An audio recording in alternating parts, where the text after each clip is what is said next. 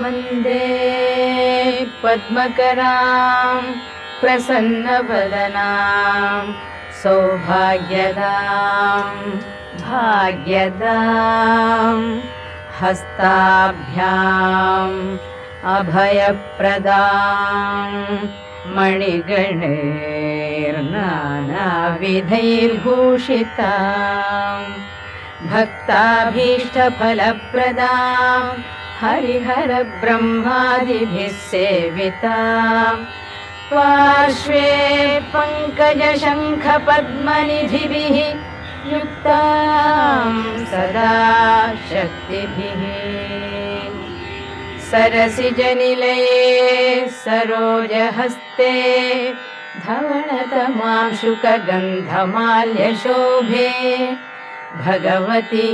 हरिवल्लभे मनो